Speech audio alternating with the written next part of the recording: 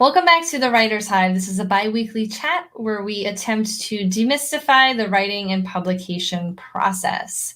As always, I have Julie and Amber with me, and this week we're going to chat about defining author success, why it's important to do that, and how we can help you possibly define it for yourself so that you can feel very successful moving forward in your author career. Julie, do you want to start? I also just want to mention kind of how this topic came up. We were in our Discord group that we have, which is linked down below, and somebody was talking about comparisonitis and just kind of not feeling like they were doing as much as they could or as well as they could. And I kind of brought the topic to Katlyn and to Amber, and I said it's really difficult to avoid comparisonitis, which I'm sure we'll discuss in a future video, if you haven't already defined success for yourself. And I think that it's a fluid thing.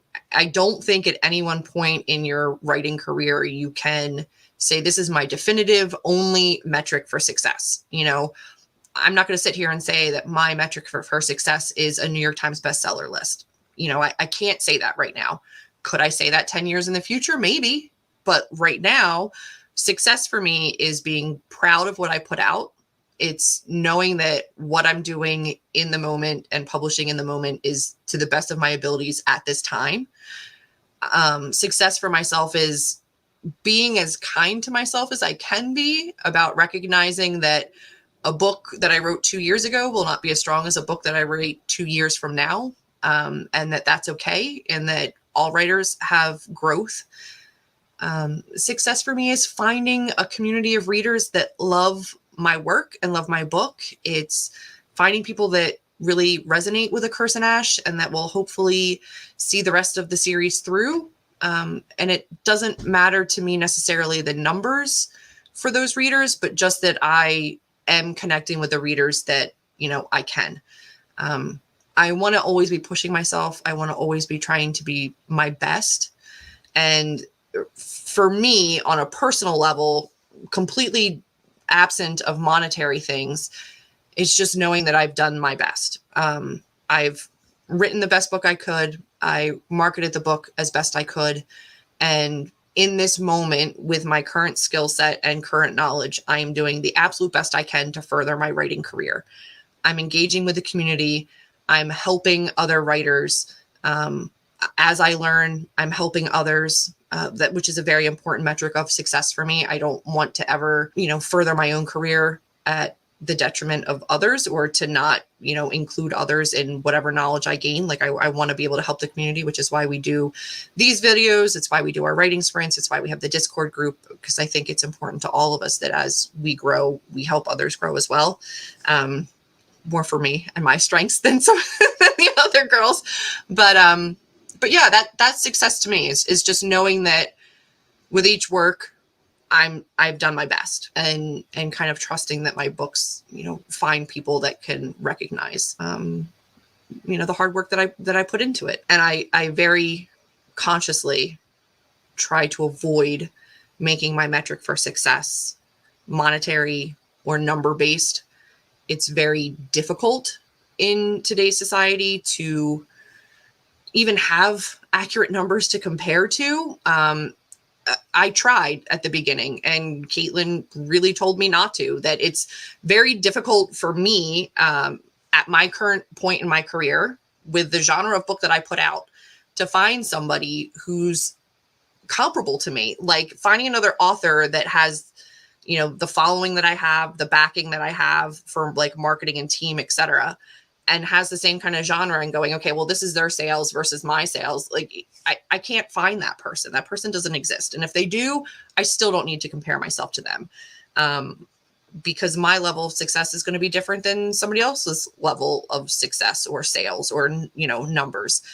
And everybody's coming at it from a different angle where they may be, paying portions of their earnings to agents or publishers or different things. Like everybody's situations are different. So I do my very best to not measure by numbers of any kind and to just know that at the end of the day, if I'm putting out my best work, that's success for me. So I think that one thing that I would give advice on is that the idea of success isn't one specific thing, that it's not like you can have your ultimate goal, but it doesn't necessarily mean that that's what you need to focus on. You need to have smaller measures of success in order to work your way up to that, because it's not always realistic. So I could say, my idea of success is being a New York Times bestselling author who works full time as an author and gets to go and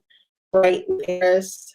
That's not realistic. Right now, my idea of success is just to get a book published, to have somebody want it and want to publish it and have readers read it. And then the next, could be a sustainable career where I continuously sell books to publishers, or I continuously, have books that are self-published and do, decently well in the self-publishing realm. And eventually you work your way up the ladder of success, but you need to have these small ideas of what is successful. Just like in any office job, you can't just have the ultimate goal of being the CEO. You'll be depressed if you're not there within 5 years. You need to have these little moments of success that you can celebrate along the way, and be satisfied that you are at least improving your writing, because like you said, in 2 years, what you write will be stronger, but you have to look at it as well as what you wrote 2 years ago. You're stronger than that now. And as long as you're continuously moving, you're never going to be fully 100% successful. It's always going to change. It's going to be more. So find those small moments that you can celebrate your success along the way to make yourself, feel like you're doing the right thing in your life and not just wasting time, because your stories need to be out there. Everybody needs to read your stories. So you might as, don't get discouraged because you have this ultimate goal of being a New York Times best-selling author when that's just an arbitrary number that you may never hit. So I, like the both of you, have thought about the New York Times bestseller list just throughout the process. And now that we know it can be broken, I do not ever care to be on it. It would be great. It would be a great honor, but I think there's a lot more at play than a lot of people think. And when thinking about this topic, I think it's important when you define your author success, make sure you educate yourself on what these quote unquote successes mean. A New York Times bestseller, we really didn't know what it took to get there until it was broken. And then we're like, oh, that's what it takes. And it just seems very hard to reach unless you have certain backing, and it's all very strategic and things like that. Also, in terms of, educating yourself on your own craft, that's something that will grow as you write more, as Julie said. I used to, and also, we sort of mentioned how this can change. So I think author success is very dynamic. So, when I started off, I wanted to be a full-time author, and I worked toward that. And along the way, I figured out, just with my strengths and everything too, one, I need that time to think about my books a lot more. So it's not going to be this full-time career where I'm rapid releasing and everything like that. When it came to indie publishing, or if it was trad publishing, I was at an imprint where I didn't get advances. So the royalties were a little different.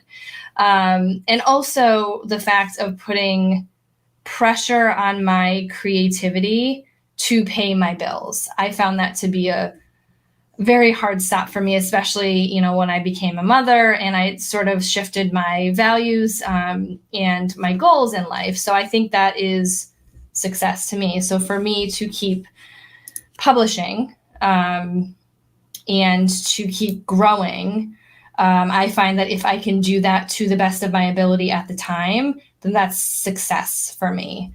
Of course, there's all of these superficial things that you can look for in your success. And I'm not saying they're bad, but when you're looking at money and things like that, and lists and awards. And you just have to understand what those take to get there.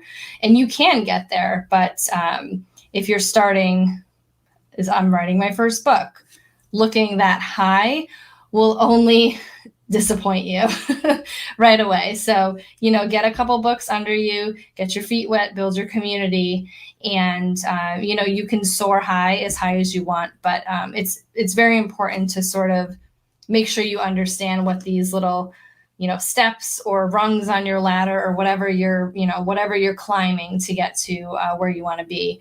And if you do continue in this career, I have to say that amount of stairs and the amount of rungs is endless. You will never reach the top. You will just reach for more, and that's okay. Like I said, it's very dynamic in that sense. I was just going to add something on top of what you said, is when you were talking about having a career as a full-time writer. If you would have asked me at 23 or even at 28, probably, do you want to be a full-time just writer? I would have said, yes, that's the goal. That's absolutely the goal. But then over the course of growing up and living my life, not being a full-time writer, I've built a career for myself outside of writing. And now, if you ask me that, it's not a goal, because I don't think that regardless of what I measure as success, that I could give up these years of hard work and dedication that I've put to my career.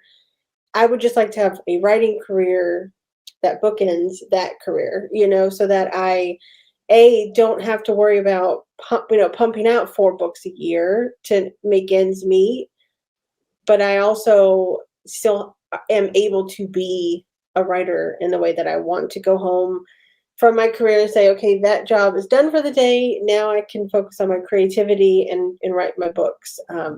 So I think that as you learn and grow, it's okay if you're, like you said, it changes. So just define what it is for you now, but don't be upset if that needs to change, even within a year. And I would say that it's definitely going to change, and that's okay. That's good. The more you learn about the industry and the business that is writing, as creative as it is, and as much as we love it, it's a business. So the more that you learn about the business, your goals are going to change, because you're going to learn more about what it takes and what it really means to be a publishing author. And I think it's really important too to kind of have realistic expectations for yourself and your goals. Not to say that you can't have stretch goals, or you can't have big dreams, or you can't let yourself dream of like the what ifs and the maybes. But I think to pin hopes, I think right now you're seeing probably a lot of people, if you're anywhere near, TikTok, that there's these authors that are going super viral and they're getting the Amazon #1 bestseller, and they've done something that just makes them, so like grabby. Everybody wants their book, and they end up, before they even publish, with pre-orders that make them bestsellers and this and that. And a lot of those are going to be flash in the pans, where that, that particular social media outlet may not even be something that people are going to anymore by the time you're ready to publish. It might be something that, burns itself out. I think the key here is to really set goals for yourself that are dependent upon you, and not a what if, or, like, if I can get this thing to go viral, or if I can get, this person to do this, then this, or, whatever. Like, I think the goals really benefit you when they are things that are within your control. If I can do this, if I know I can market to my local bookstore, I know I can market to my local library, I know I can work within these parameters, but maybe not pinning your hopes on being the next big, like, viral sensation, because that's not even comparisonitis. That's I just think that it's difficult sometimes when we're seeing right now a big surge in independent writers and authors, which is phenomenal and absolutely fantastic. But a lot of these authors are hitting the right books at the right time. And you don't know what the right book is going to be, or the right time is going to be, by the time you're ready. So I just think that, I've seen people that say, like, well, if I can just jump on this, if I can write this book really quick, then I can get this out in time, and then I can be the next that person. So just making your goals things that are a little bit more within your control, I think can really help limit disappointment as well. Well, I also think too that, a lot of these situations are strategies and they're not goals. To be honest, I don't know of anyone who sort of like sees a book on TikTok go viral and then write it in 2 days and make it go viral. Like that would be amazing. You'd be an amazing writer, and hats off to you. So none of these situations are bad necessarily, or you should not strive for them. But when it comes to like the book making process, it's not just like that and it's done. And, you can jump on these trends, but I feel like most of the people who have jumped on these trends, especially TikTok, because it's what we were sort of talking about, they've already had these books out.